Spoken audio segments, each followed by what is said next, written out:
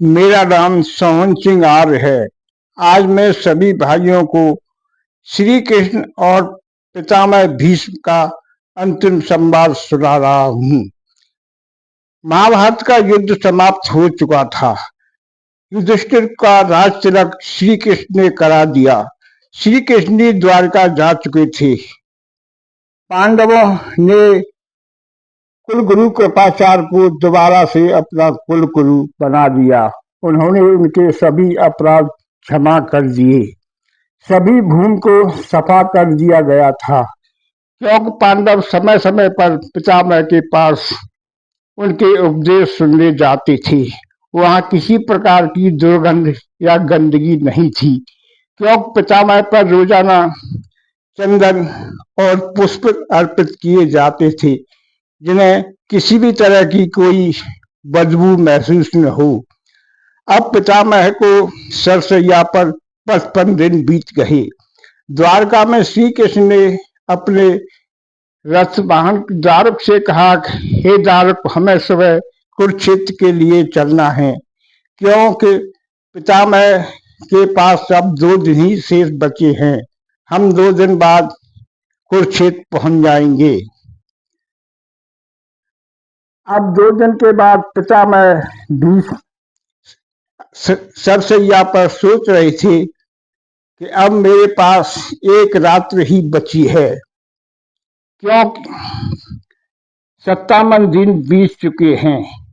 कल को प्रकाश की पहली किरण के साथ मुझे इस धरा से जाना होगा, क्योंकि अब चारों ओर से हस्तिनापुर सुरक्षित हो चुका है।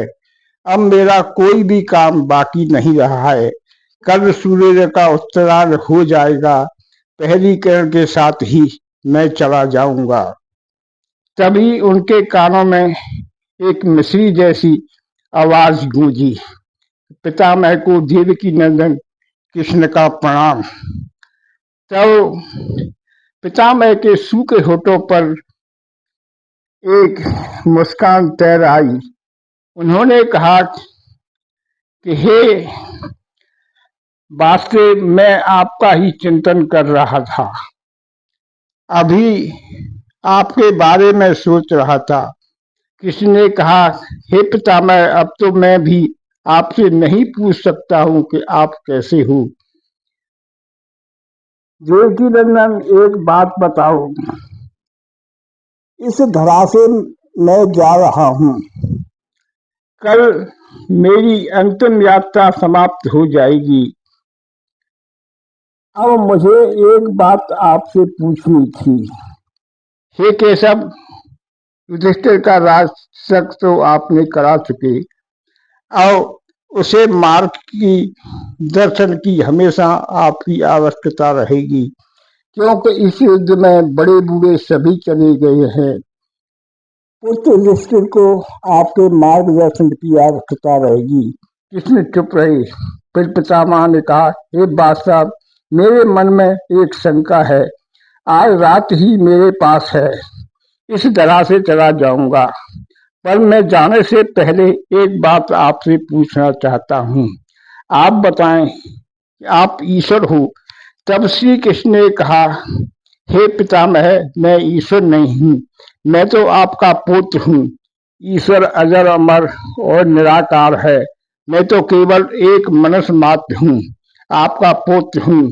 पितामह ने कहा, हे कृष्ण, मैं अपने जीवन का मूल्यांकन नहीं कर पाया। मैंने क्या उचित किया, क्या अनुचित किया। अब इस धरा से चला जाऊंगा, पर एक प्रश्न मेरे मन में रह गया है। तब श्री कृष्ण ने उनका हाथ अपने हाथ में ले लिया और कहा कि अब बताओ, क्या पूछना चाहते हो। पितामह भीष्म ने कहा कि इस युद्ध में जो भी हुआ, क्या उचित था। तब श्री कृष्ण ने कहा कि पांडवों की ओर से या कौरवों की ओर से। तब पितामह ने कहा कि कौरव तो हार चुके हैं, अब उनसे क्या पूछना। मगर पांडवों की तरफ से कुछ काम ऐसे हुए कि द्रोणाचार्य का वध, दुशासन की छाती चीरना, अंगराज कर्ण के निहत्थे का वध और दुर्योधन को कमर से नीचे वार करना, क्या ये ठीक था? तब श्री कृष्ण ने कहा, हे पितामह, ये बात तो उनसे ही पूछनी चाहिए जिन्होंने किया है। मैं तो इस युद्ध में था ही नहीं, मैंने तो केवल अर्जुन का रथ का सारथी था, इसलिए ये जवाब तो भीमसेन और अर्जुन को ही देना पड़ेगा। केवल अर्जुन का रथ चला रहा था, इसमें तो वही जवाब देंगे। फिर पितामह ने कहा, हे केशव, ये युद्ध अर्जुन और भीम ने नहीं जीता है। मैं जानता हूं कि तुम्हारे मार्गदर्शन के बिना पांडव युद्ध कभी नहीं जीत सकते थे। तुम दिखाने को तो अर्जुन का रथ चला रहे थे, पर तुम्हारी बुद्धि हमेशा सोचती रहती किसी योद्धा के सामने किसे लड़ाया जाए। तुम्हारी योजना से पांडव युद्ध जीत गए, तो जवाब मैं आपसे ही मांगूंगा। फिर श्री कृष्ण ने कहा, हे पितामह, मेरे हिसाब से किसी के साथ कोई गलत नहीं हुआ, जो हुआ वो विधाता का प्रसाद समझ लीजिए। पितामह ने कहा कि द्रोणाचार्य, कर्ण और दुशासन और का छल से मारा है, पर उनके साथ कोई छल नहीं हुआ। श्री कृष्ण ने कहा, जब द्रोणाचार्य को कहा गया कि अश्वत्थामा मारा गया, इसके बाद द्रोणाचार्य ने पांडवों के हजारों सैनिकों का वध किया था। उसके बाद दुष्योधन और द्रोणाचार्य का युद्ध हो रहा था। दोनों अस्त्र चला रहे थे।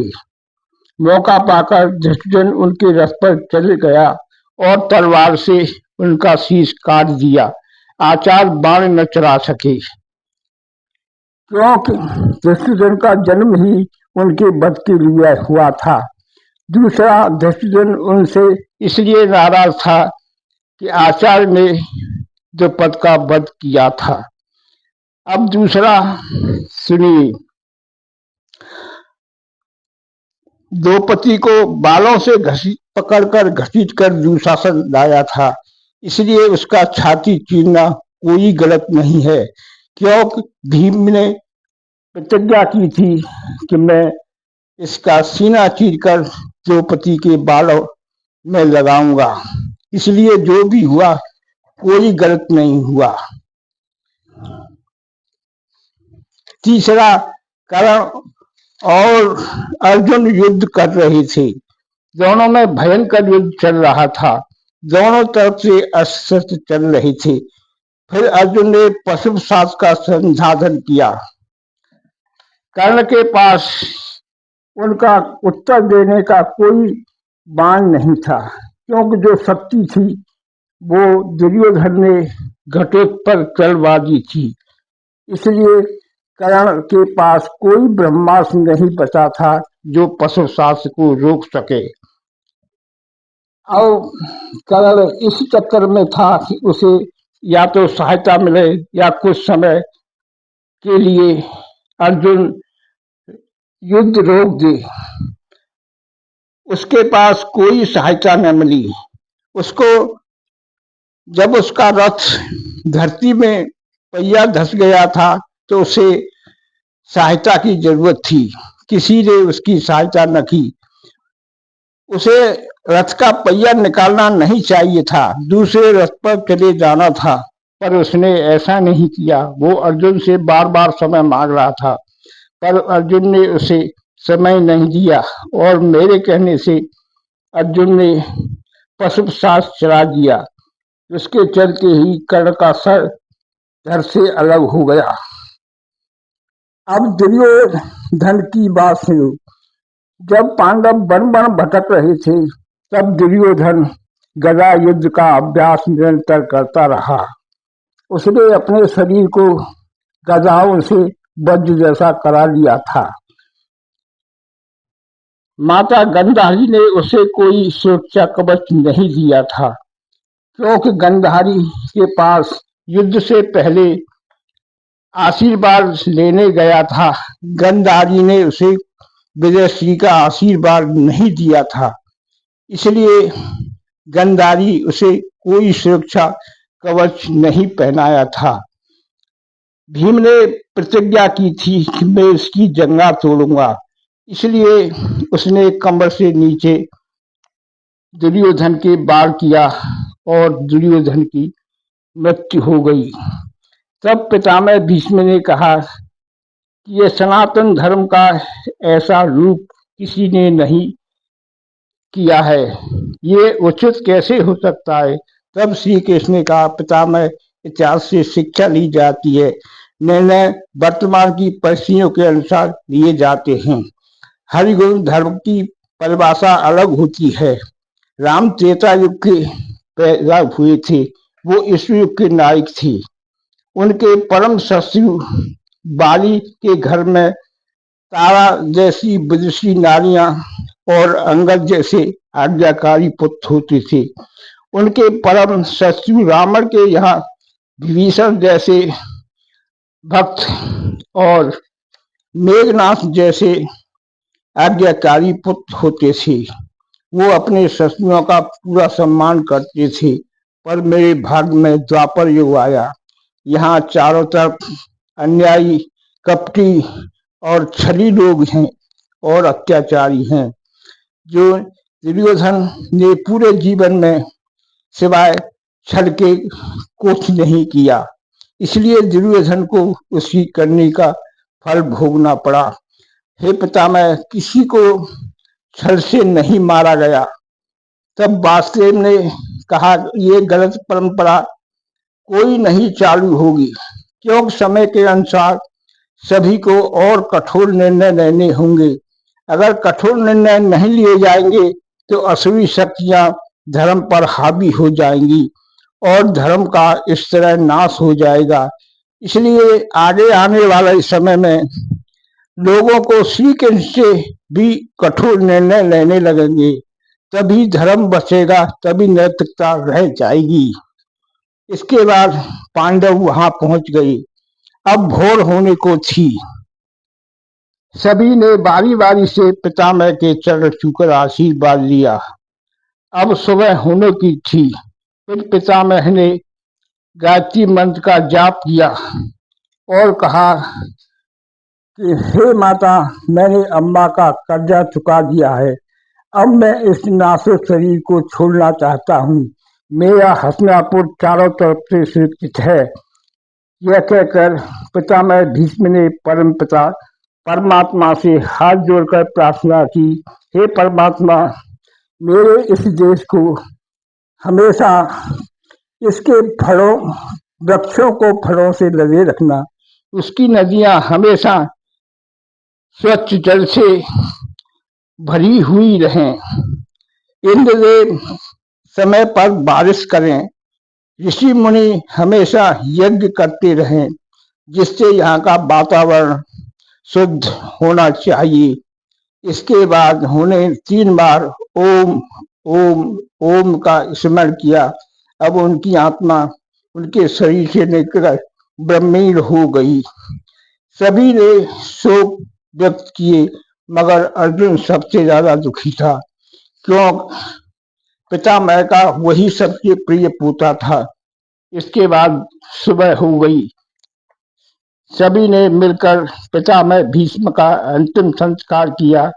राजा युधिष्ठिर अपने हस्तिनापुर चले गए और धर्म के अनुसार राज करने लगे। श्री कृष्ण जी भी कुछ दिन रहकर द्वारका को चल दिए। इस समय श्री कृष्ण और पितामह का अंतिम संवाद यहीं समाप्त होता है। नमस्ते जी।